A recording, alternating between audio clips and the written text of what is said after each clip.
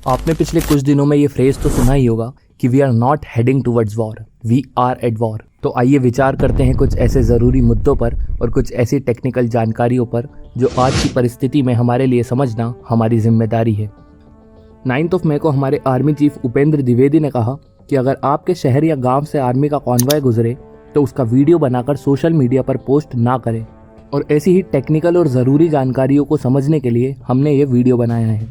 अभी हाल ही में हमने 3 पाकिस्तानी एयरबेस पर बैलिस्टिक मिसाइल अटैक किए। In response, India has struck back. India targeted Pakistani bases with precision strikes. तो आइए समझते हैं कि हम एस्केलेशन लेडर पर इतना आगे कैसे पहुंचे।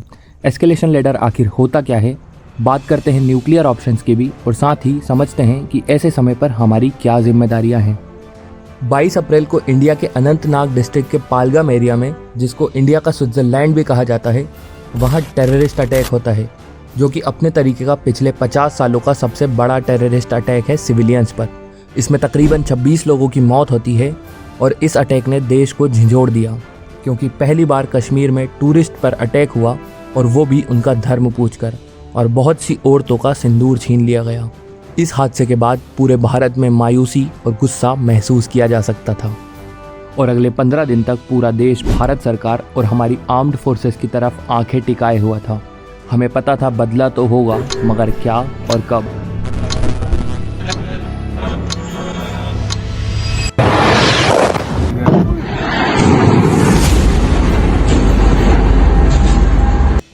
भारत हमला करता है 9 आतंकी ठिकानों पर, 24 से ज़्यादा मिसाइलें दागी जाती है और 100 से ज़्यादा आतंकी ढेर हो जाते हैं।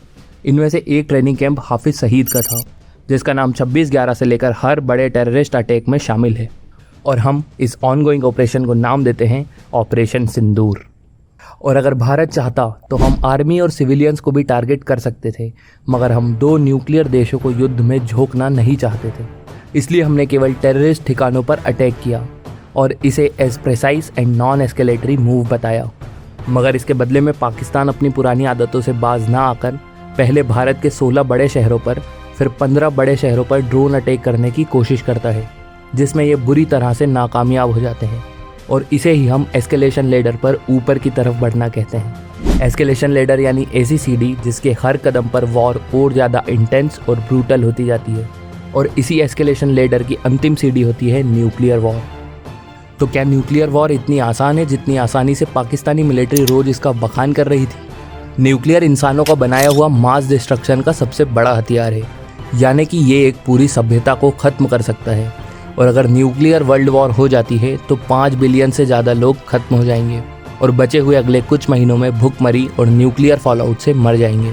इसलिए न्यूक्लियर की धमकी देना तो बहुत आसान है, मगर इनका यूज़ करना ऑलमोस्ट नेक्स्ट टू इम्पॉसिबल है। तो चलिए अब समझते हैं कि कभी वॉर जैसी सिचुएशन अराइज होती है तो हमारी भारतीय नागरिक होने के नाते देश के प्रति क्या जिम्मेदारियां हैं। सबसे पहले तो जैसा हमने ऊपर मेंशन किया, हमें आर्मी की गाइडलाइंस को सुनना और मानना है। जैसे कि आर्मी का कॉन्वॉय अगर आपके विलेज या शहर से निकले तो उसका वीडियो या फोटो अपलोड नहीं करना है।